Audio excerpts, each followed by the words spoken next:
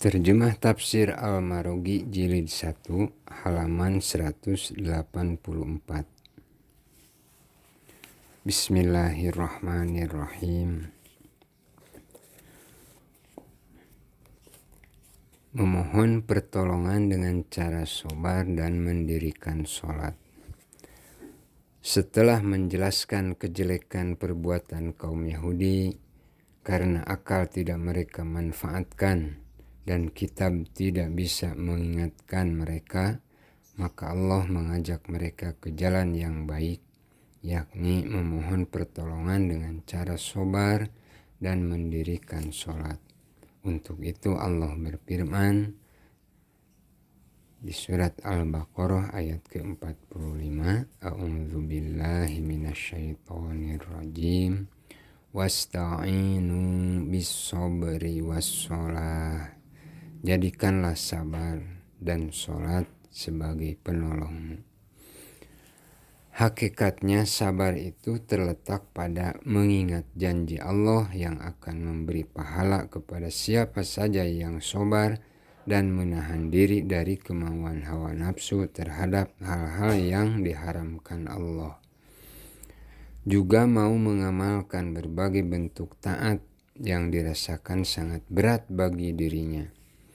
Dan mau mengingat bahwa setiap musibah yang menimpa dirinya atau orang lain adalah takdir Allah.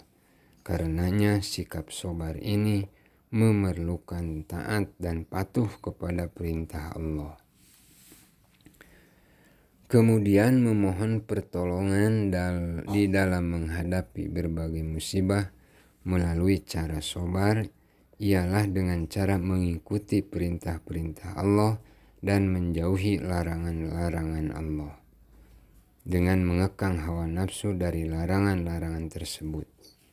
Bisa juga memohon pertolongan melalui taat, melalui sholat, sebab sholat mengandung hikmah yang besar, yakni dapat mencegah seseorang dari perbuatan munkar dan keji. Di samping itu, orang yang mendirikan sholat akan merasa dekat di hadapan Allah dan selalu dalam pengawasan Allah, baik lahir maupun batin. Lebih-lebih jika yang dilakukan adalah sholat fardu atau wajib yang biasa dilakukan umat Islam sebanyak 5 kali dalam sehari.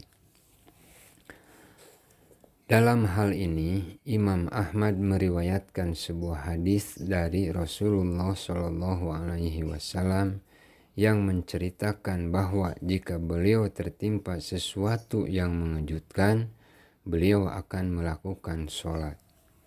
Juga diriwayatkan dari Abdullah ibnu Abbas bahwa beliau diberitahu tentang kematian putrinya, sedang ketika itu ia dalam perjalanan. Mendengar berita tersebut, ia mengucapkan istirja, membaca inna lillahi wa inna ilaihi raji'un. Kemudian ia berhenti sebentar dan turun dari kendaraannya, lalu mendirikan sholat. Setelah itu ia meneruskan perjalanan sambil membaca ayat wa innaha lakabiratun illa 'alal khashiin. Dan sesungguhnya yang demikian itu sangat berat kecuali bagi orang-orang yang khusyuk. Artinya sesungguhnya sholat itu terasa amat berat kecuali bagi orang-orang yang takut kepada siksaan Allah. Sholat dirasakan tidak berat bagi mereka karena dilakukan dengan penuh dengan munajat kepada Allah Subhanahu wa Ta'ala, sehingga sholat tidak dirasakan sebagai perbuatan yang melelahkan. Karenanya Rasulullah SAW bersabda, wa qurratin aini fis sholah, hatiku merasa tentram bila sedang sholat. Hal ini karena ketika beliau sibuk dengan sholat, hatinya terasa tentram, dan kesibukan-kesibukan selain sholat, yakni kesibukan duniawi, dirasakan oleh beliau sebagai sangat berat. Lebih-lebih mereka selalu memperhatikan tabungan pahala yang akan diterima kelak di akhirat sebagai imbalan atas amal sholatnya, sehingga tugas sholat itu sendiri semakin kelihatan ringan.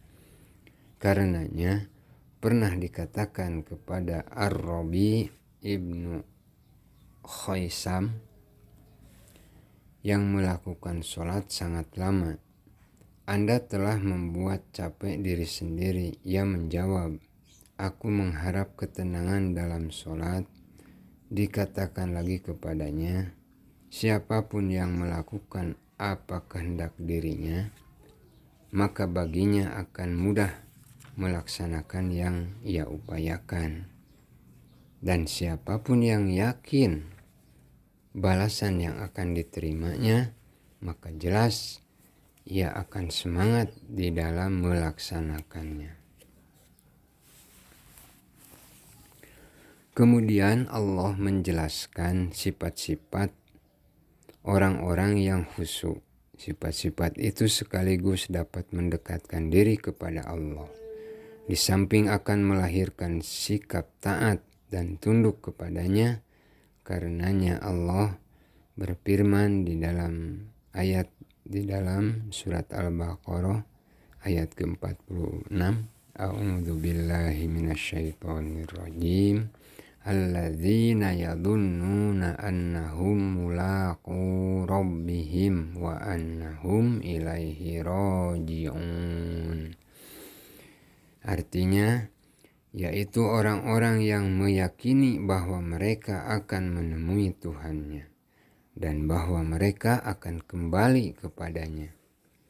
Maksudnya, sholat itu dirasakan tidak berat bagi orang-orang yang khusyuk, yaitu orang-orang yang meyakini akan bertemu dengan Tuhannya kelak di hari perhitungan.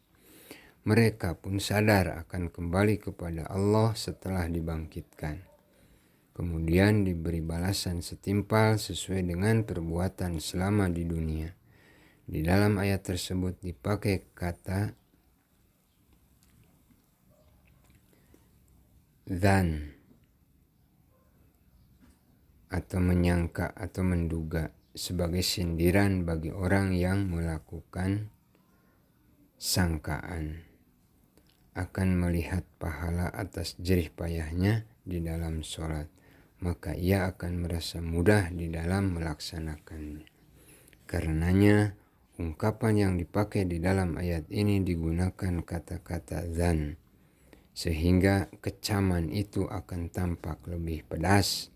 Jadi seakan-akan para rohim Yahudi yang memerintahkan orang-orang agar berbuat kebaikan tetapi melupakan dirinya, berarti iman mereka terhadap kitab yang ada padanya tidaklah sampai kepada derajat dan yang bisa menuntun mereka agar lebih hati-hati dalam beramal.